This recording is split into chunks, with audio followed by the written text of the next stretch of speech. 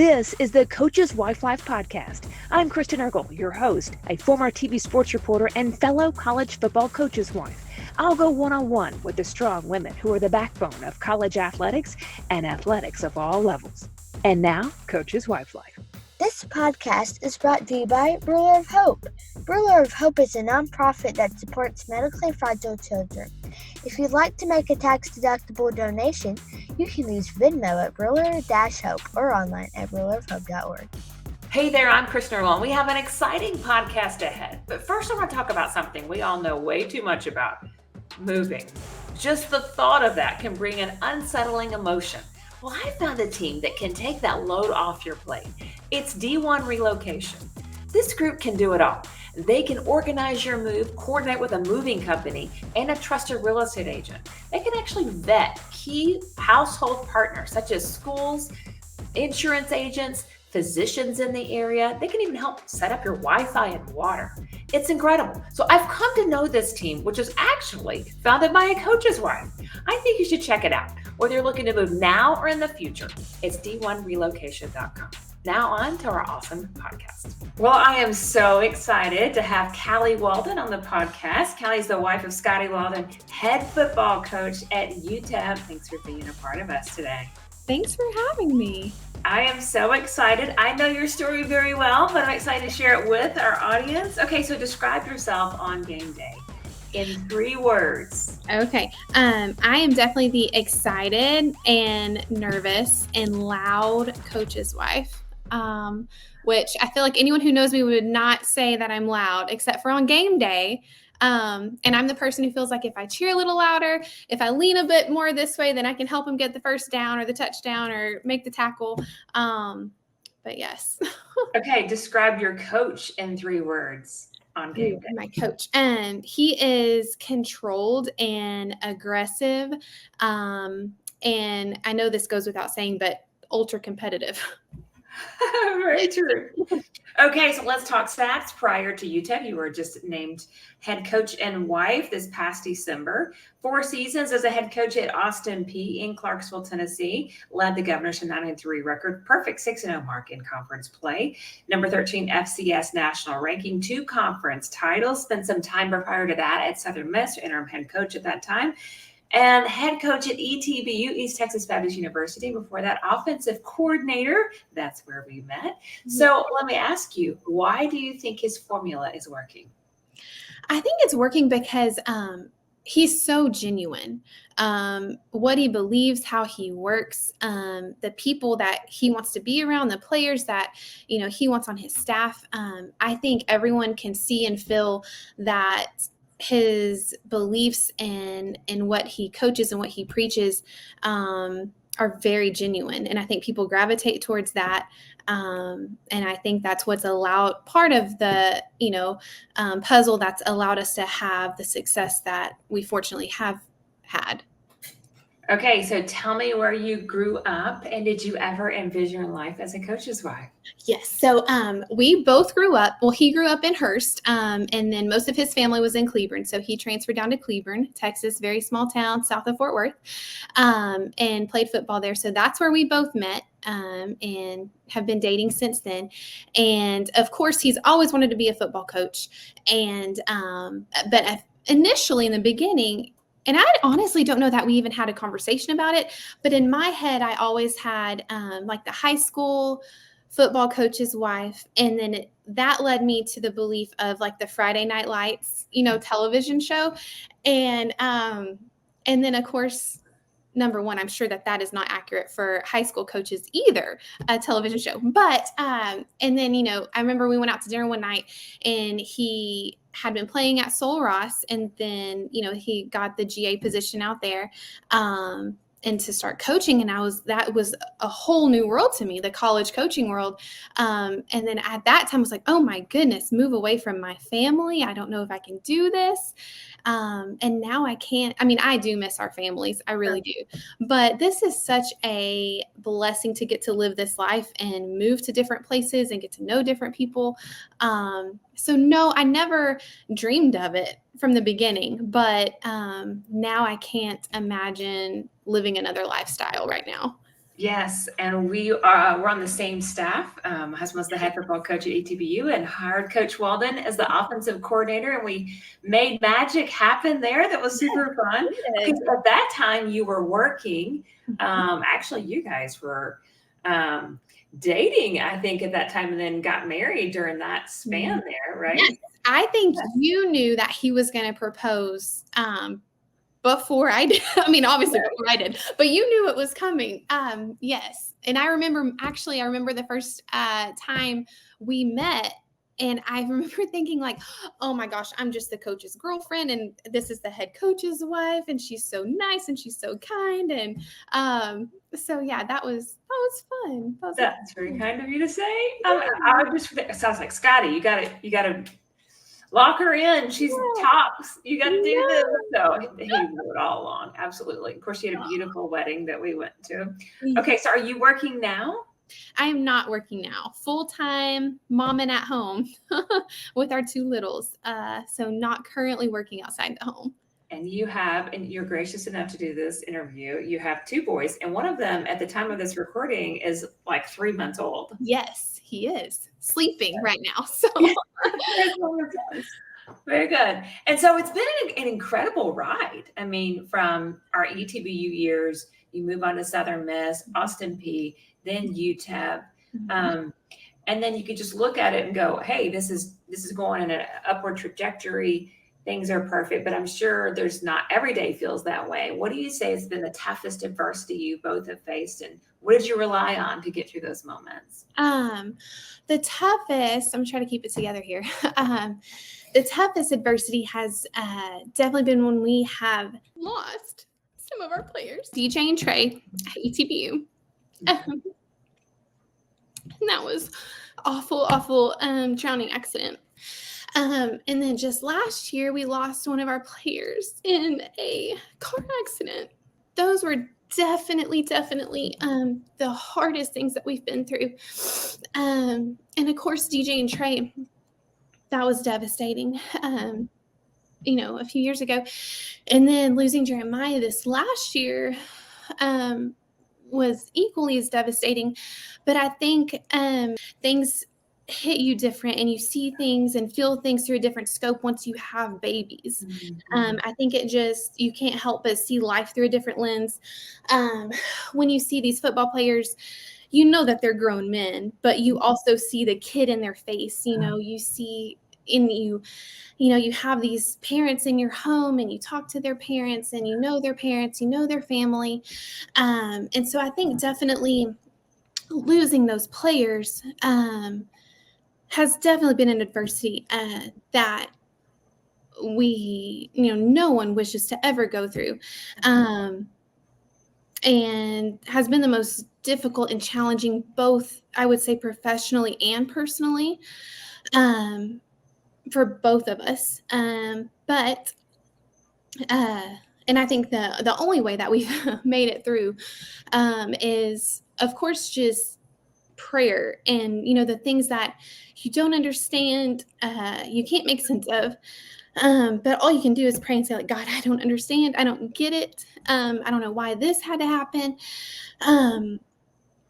but just leaning into that, and then just loving up, of course, our players, loving up their families, and making sure, our players know, like, our home is open. If you need anything, you call anytime, you come over anytime.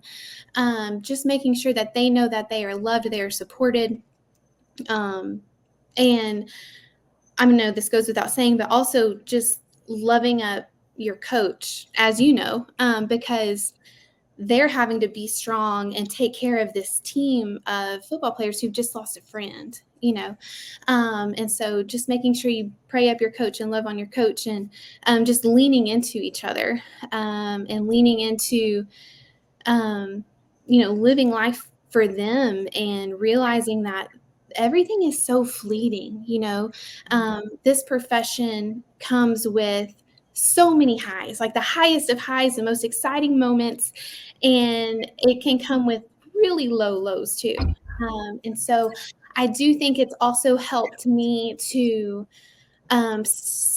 enjoy every moment, enjoy the ride, obviously, but also help me stay a little bit more steady in the boat as far as, this is fleeting. The good times are fleeting. The bad times, aren't going to be around forever. So that's, we're going to make it through those.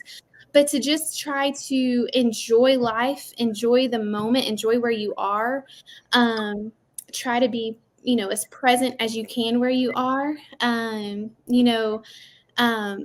Michelle Hobson, who you were on staff with at Southern Miss at one time, she always had this saying that she shared with us, bloom where God plants you. And that has always stuck with me. And so I do think it's helped me to really realize, like, get rooted in, enjoy where you are, soak in, all the times you have with the people that you have while you have them. So very powerful words. I think going back to the situations you talked about, I remember reaching out to you. You were the head coach at ETBU at that point. We had actually gone to Austin P with DJ and Trey. You said something that really, and we hadn't talked about a lot on the podcast, which is losing players. This happened. And maybe I don't know if we hear about it more than we used to, or maybe it's because we're all walking through it and it's our season of being coaches and wives. But you said something very powerful, which is supporting your husband during this time too, because they are the ones having to be the face of the strength for an entire team and staff, and community is also looking to them. Besides just talking and praying, I mean, what other ways were you there for Scotty? I mean, did you just, Bible verses? I mean, how did you help him up? I just was with him, through the visitations, through the funerals, through the candlelight visuals. And I just tried to let him know, like, whatever you need me to do, I'm here for. Wherever you need me to go, I will go, and just try to stay in contact, and also try to stay in contact with the parents, and tried to be present with our players. And, they're players, but they're, grown men. But you want to hug them and let them know, like, I'm here for you. We both are. We love you. We're proud of you. So just in any way that I could. Yeah, that's incredible stuff. And that's something that's very powerful that we need to talk about as well. You are a head coach's wife now, and you've been one for quite a while. So let's talk about some of that. Some people have given me feedback and said, we would love to hear some thoughts about other head coaches' wives, what they're doing, what they've seen done. So has there been some things that you watched on other staffs? And you talked about Michelle Hobson. Love her, by the way. She planted that in me as well. Bloom where you're planted. Yes. Talk about some things from just how a head coach's wife can really set a tone, and maybe some of the things you've seen at other staffs that meant a lot to you when you were on a staff that you really are trying to implement now. So I think Scotty and I both kind of have this mindset of, there's going to be good things that you love, and there's going to be things that you maybe not agree with on every staff. And so we take things that, we love, and even on other staffs that we just witnessed, and like, oh, she does that. That's so fun. That's a great idea. I'm going to, implement that. And then, make things your own too. So one of the things that we've adopted from you and Josh are, like the Thursday night dinners, and having that going. And then later in the summer, pretty much before kickoff, we'll do a wives' night out. And so the coaches are all in charge of the kids. So no moms have to worry about babysitters, things like that. We get that worked out. And we'll go out, do an activity, do dinner, just have a fun, like, wives' night before the chaos of season begins. That is fun. I remember our times where that was super fun. I think we did a painting night one night. Yes, very fun. I've been loving watching your things from afar on your staff. Neat stuff. So do you have any good moving tips for moving with a staff? Yes. So what I think is helpful, what I would find helpful, and what I think a lot of our staff hopefully found helpful, was whenever we came down for Scotty's press conference, and you're hit with a, hey, if you need anything, let me know. If you need any recommendations, let me know. And I 100% took advantage of every person who offered that to me. And I kept a notes document up and just filled it up with pediatrician recommendations, school recommendation, realtor, places to live. I think even down to like, hey, this is the great these are the great restaurants in town, and everything. And then shared that once I got a pretty good list going, and then just added to it once people gave me more information as well. Oh, wow. That's very helpful for your staff. I hope so. When I think about the success that you've had, to me, it comes down to many different things, but a lot of it is there's some discipline in your life that's showing up on the field, right? There's some discipline at home that you're doing personally. What are some of those things that you think are carrying over into success of your leadership and your staff and things like that? It's hard for me to think of it as discipline. I think Scotty and I are both just wired kind of structurally in a routine way. And I do think that helps. And I also think this is just so much more than, which I'm pretty sure every coach's wife who listens to this or has been on this, this is so much more than a job. It's a lifestyle. It's a life. So we've just completely embraced it. And I think something that's helped us is to just integrate the home and the football situation, and raise Luca up and now Maverick up around football and around the field house, and see that, Daddy expects a lot of Luca at home, but look, Daddy's expecting a lot of the players on his field too. So I think it's just honestly the way we're both kind of naturally wired. Yeah, definitely. Yeah. You both work out as well too. I mean, yes, we do. Yes, I know that for sure. You run, don't you? Yes. Well, I mean, I'm not a good runner. I enjoy running though. I enjoy running. But yes, we do work out. That helps. And then, a fun fact about getting connected in your community. In Clarksville, I was able to find a workout group called SLAM, Sweat Like a Mother. I don't know if anyone else found those, but they're very deeply intertwined with the military. And so you will find them often around the country and overseas, even where our U.S. military bases are. And that's been another plug for me to get connected to women in El Paso as well. They have another SLAM here. So that's just a fun, if any wives listening, want to find a little group of women to work out with, get connected with in their community, check out SLAM. They're great. They're awesome people. Yes. Okay, so who was the first person to give your husband a shot at leadership, and how do you think you proved that he was ready? Well, honestly, the first person that comes to mind is your husband, Coach Eargle. Hired him as the offensive coordinator at ETBU. And I think he, I'm sure, obviously Coach Eargle thankfully saw potential in him and entrusted him to the offense. Entrusted him with the offense. And I think that he proved he was ready for it because he, is and was, I think, mature beyond his years, and honed in on what he wanted, and would, I don't know if you even know about this, would lock himself away in the library for hours building his playbook and plays and schemes and everything. So I think hopefully that shows that, he I think earned the responsibility of calling the offense for Coach Eargle.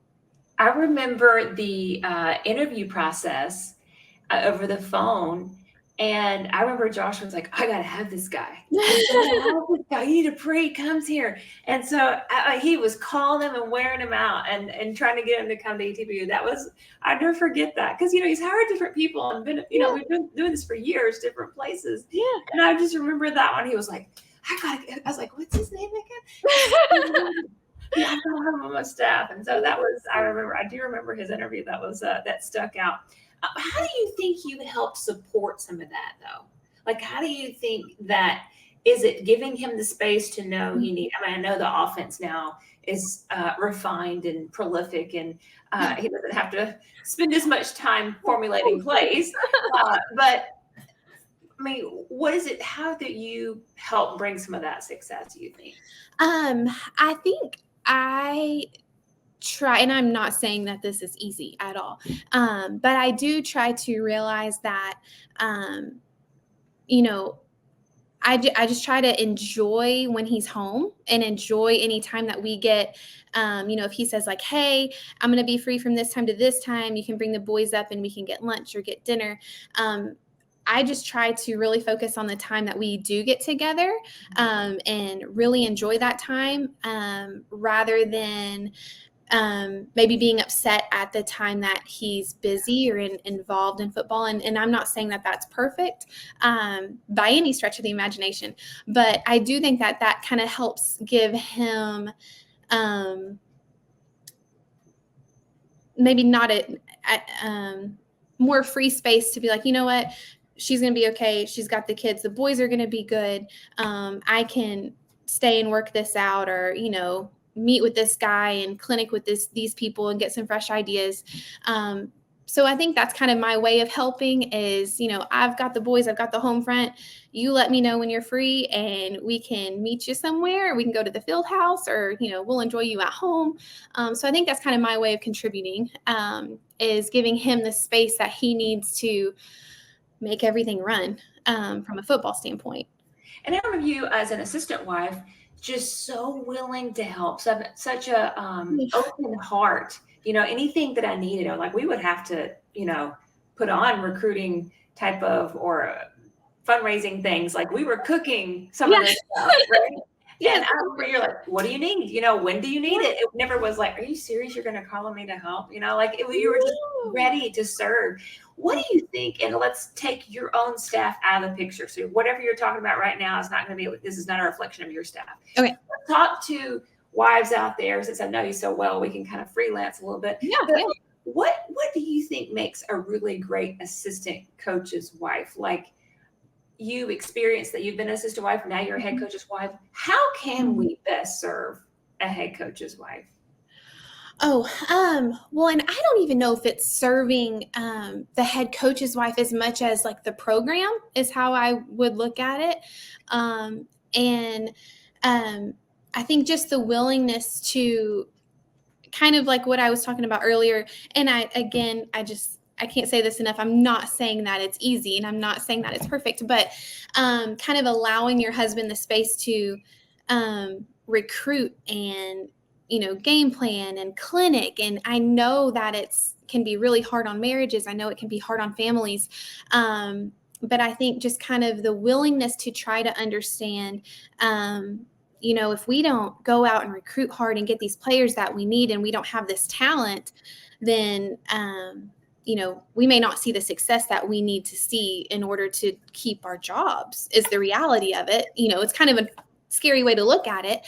But I think just that willingness to enjoy the time that we get with our coach, and maybe not hold it over his head the time that he's gone so much, because I think that they can also, the coaches feel that, and then I think their coworkers can also feel that tension, and the players can feel that tension. Some other ways I think, which we're blessed, our staff is really great about doing this, is the wives. I mean, like, we can get together and we joke about like our games at Austin P anyways. Cause like, I felt like we sat, and like the wives sat in a perimeter and all of our kids were just in the middle, and we just dumped the toys out, dumped the snacks out. And so I think it's just like really embracing the role of, you know what, I'll watch your kid while you run to the concession stand. And just your willingness to take on this lifestyle and to take on this role as a coach's wife, and supporting him in his journey, which is also yours, Yeah, I guess you embraced that and did that so flawlessly. Oh, no, you did. You were incredible. Who are some of your coaches' wives and mentors? You mentioned Michelle Hobson. She stands out as one of mine as well. I Yes. mean, when he said that, and I think she even mentioned that, and this is back in 2003, 4, and it Mhm. really took my perspective of bloom where you're planted. Yeah.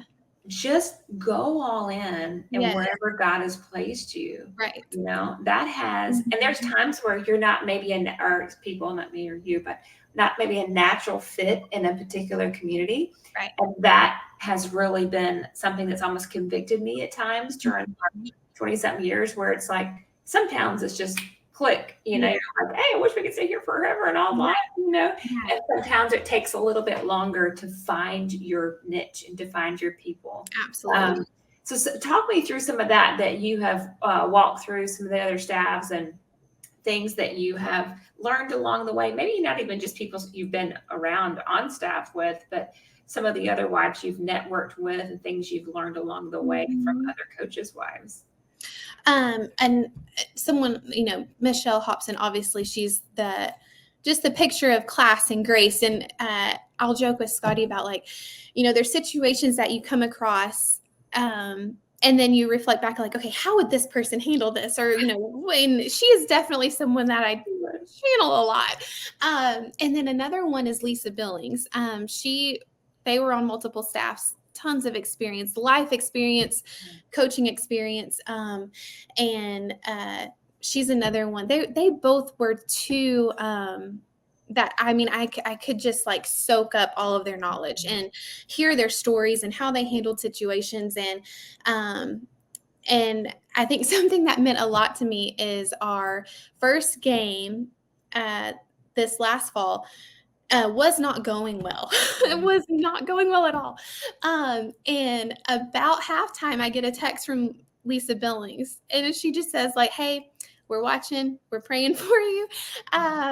And so just little stuff like that, like checking in on your friends, whenever, hey, it's easy, I think, for people to say hey, great game. I saw that you guys won, or you guys are on this streak. Way to go.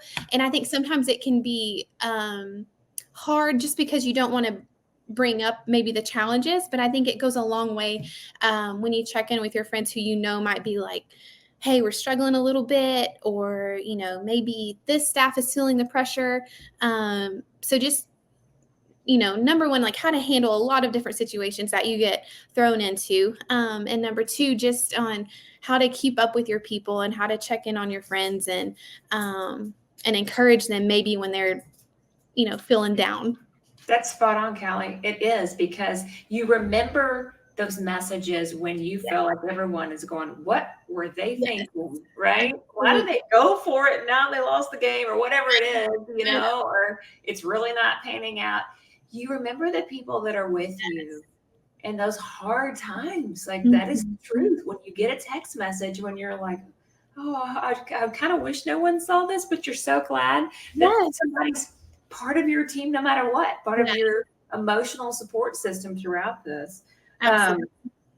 Without question. So what are some of the things you think you're doing? And this is it makes you brag on yourself. So we're going to give you grace in this, but maybe some things that are creating success. He has had a lot of success at a very young age. I think he was the youngest head coach maybe in the country at one point or something like that. Is there some things that you think that are contributing, that you're making some of this happen a little bit, that we wouldn't think of firsthand, hey, this is really helping? I really don't think so, other than just and I'm sure every other coach's wife feels this way, but so many prayers over your coach in the good times and the bad times, prayers over the players, the ones that when you joke with and your kids play with, and the players maybe that you're not as close to, prayers over those refs. We pray for them every week. And just really embracing the lifestyle. And, kind of like I referred to earlier, it's just realizing that this life is so fleeting, and just trying to embrace where we are and love on the people that we have to love on in our community and on our staff, in our players that we have every year.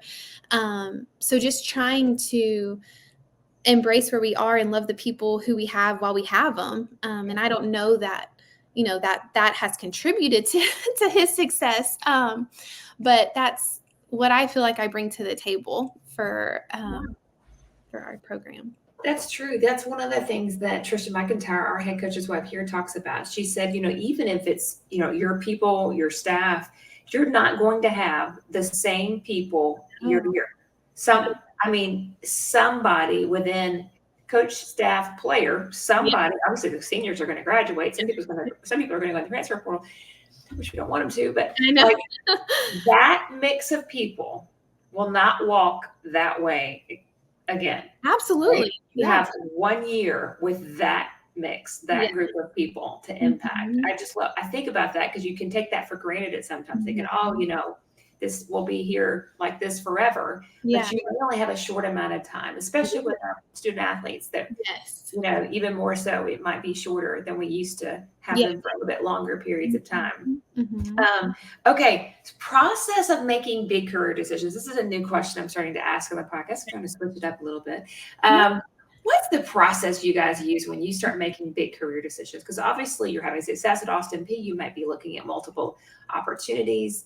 What do you guys go through? What kind of pros and cons, prayer? How do you talk this out? All of the above. All of the above. And, I feel like after every season, there's just buzz, for every coach. There's just buzz. And I think something that we both try to do a really good job of is not getting overly excited about something. And then even when the UTEP opportunity came up, and of course, it's something that we really look at because, y'all were in Clarksville. It's an amazing community, amazing town. Love the people. Loved everything about Clarksville, Austin P.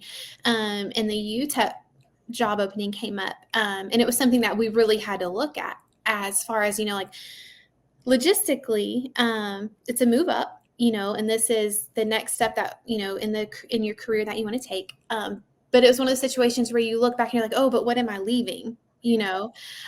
So we just have to look at it and of course pray about it. The pro and con list, and really just look at it as okay, if we don't take this opportunity, we're never guaranteed that another one will come up. And at the end of the day, UTEP was a blessing and a great opportunity that we're very fortunate that we were able to get. So definitely all of the above.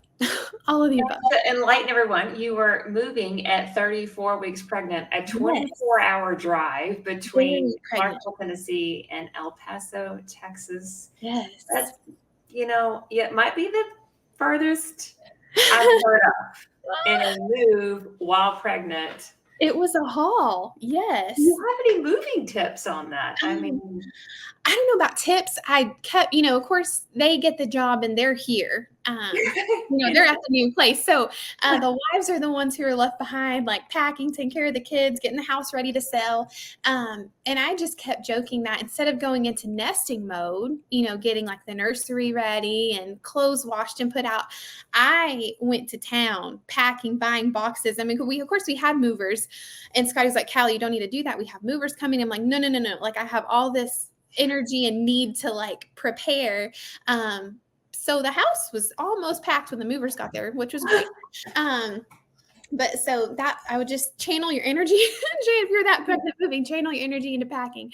And then, our family lives in just south of Fort Worth still. And so we were able to cut the drive in half and drove there to see them for a little bit and then waited a good 24 hours and made the haul to El Paso. So that did help break it up a bit.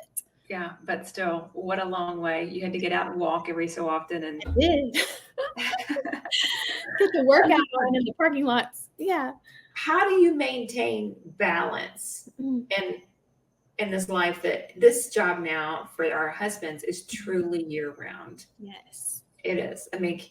I feel like recruiting has just stepped up in the last few years, even more so. More times, more camps, or I don't know if it's more camps. It just feels like it's more than it used to be. Yes. How do you balance this? I I honestly, I don't know that I could say it's a balance. And, you know, Scotty has said before, like, you can't balance it and be great at either one. So I think, again, it goes back to just trying your best to integrate. And, you might be like raising your kids at the field house a little bit, or, you might be spending birthday parties instead of with family, with your coaching family, or things like that. So I don't know that there's a great way to balance it, other than just trying to take advantage of all the time that you do have together, and trying your best to enjoy it. And I don't know if you remember this, but for our wedding present, y'all got us a sign that said, "We interrupt this marriage for football season, recruiting seasons, all the things." And when I opened that present, I was like, "Oh, this is so sweet. This is so cute." And it, to this day, it is hanging up in our entryway. I mean, this is the most accurate description of being married to a coach. So I think, your marriage, your family is going to be a little bit interrupted. Yes. Like you said, now with recruiting, what I feel like is year round, in camps when recruiting isn't happening. But I think, I don't know that there's a balance, but just trying your best to integrate and like find the free dinner slot or the free lunch slot, or, hey, he doesn't have a meeting until 8, so he can have breakfast with the boys, trying to take advantage of the free time that they do have. How do you keep yourself in check? Because sometimes I'll look at social media and I will say, oh, wow, they have a lot of help getting their kids to a lot of places, and you're, living far away, and, Scotty can't pick up somebody from wherever you're at, how do you keep that? I mean, the comparison game sometimes. Yeah. And that's a very real thing. Yeah. And I think what I try to remind myself of, and I keep feeling like I have to say this, but like, in no way am I perfect at this at all. I have my moments of like, man, this is hard. I mean, it's hard. There's no other way to put it. It's difficult. But I think reminding myself of, what, we are away from family. We don't have the luxury of, hey, Mom, can you come help me with this? Or, Emily, can you come watch, Luca for me? Anything like that. But I just try to remind myself, like, we are blessed enough that my husband is, living out his dream right now and doing what I truly believe he was put on this earth to do, and leading young men and leading this football program. And in turn, that has also allowed me to live out my dream that maybe I didn't realize initially that I had, at being at home with our boys and raising our babies. So I just try to keep myself in check and remind myself, like, every life has sacrifices, every life has pros and cons. So I just try really hard, especially on the difficult days, to remind myself of, how blessed are we to get to live this life? And how blessed are we that, I am fortunate and able to stay home with our babies, which, I didn't realize was my dream, but I'm loving it. So I'm very thankful for that. Because you were you worked extremely hard to get.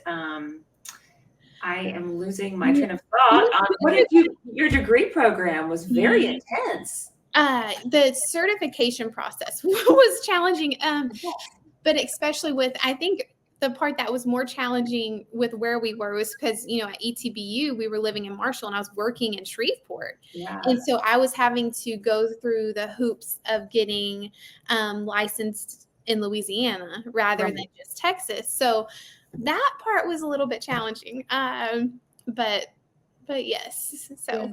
It's incredible what you've worked through. Okay. So what has the game of football meant to your family? Oh my goodness. It's just been so amazing. And I think it's opened doors that I never realized. One, that I had the option to walk through, and two, that I didn't know I wanted. It's allowed us to live in different states. It's allowed us to make friends in different states, in different walks of life.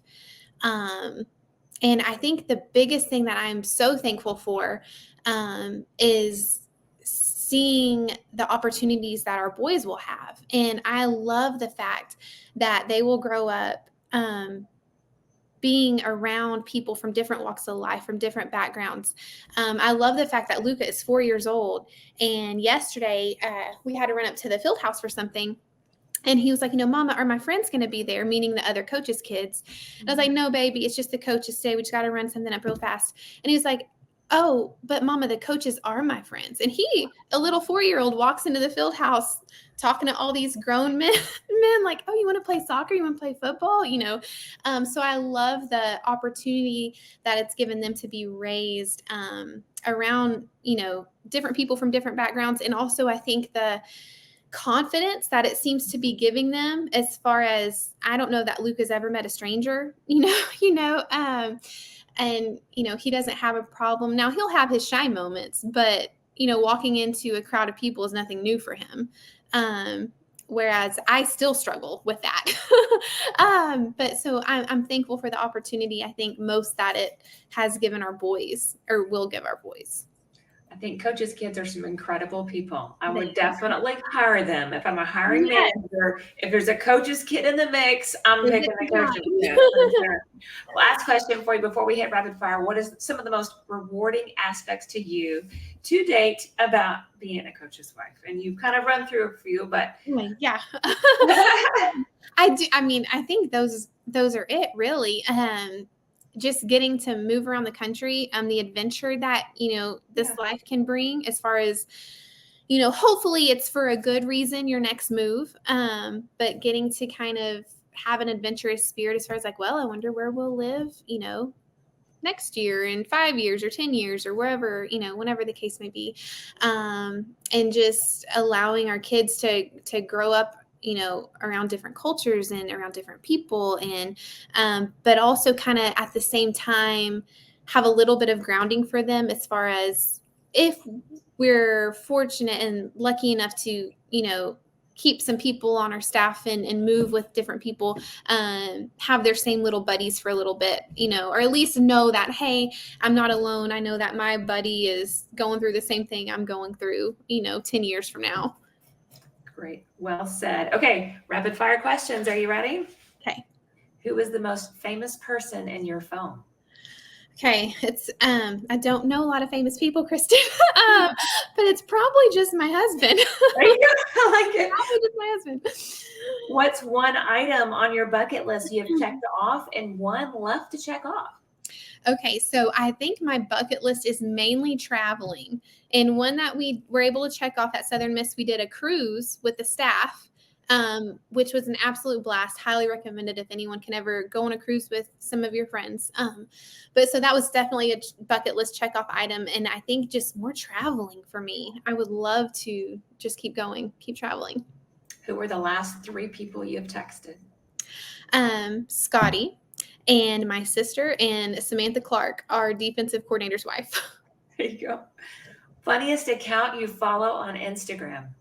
Okay, so this one, I don't think I follow any funny ones on Instagram, but just a fun fact, whenever the guys are on the road and recruiting, Scotty, that's almost like the way we communicate, is like, hey, I saw this funny thing, let me send to you. And honestly, it's me sending 50, and when he gets home being like, oh, did you see all the funny things I sent? But yeah, don't know that I follow one, but I love to send them. Me too. What about your life impresses your kids the most?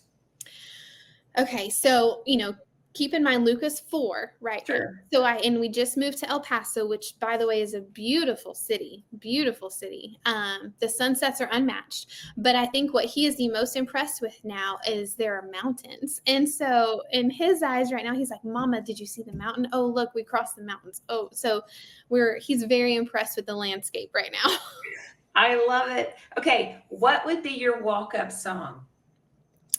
Okay, so I don't know that this counts as a walk-up song, but it's definitely my my mom jam of like, hey, it's been a rough morning, but we got everyone in the car. We are going, and we are gonna get this day off to a good start. It's Good Day. Have you heard it? Yes. Love it. It's my current jam. Thank you so much. This has been awesome. Yes, thank you for having me. I've enjoyed it. This podcast is brought to you by Ruler of Hope. Ruler of Hope is a nonprofit that supports medically fragile children. If you'd like to make a tax-deductible donation, you can use Venmo at Ruler-Hope or online at rulerofhope.org. For a replay of this episode or previous episodes, visit coacheswifelife.org and follow us on social media at Coaches Wife Life.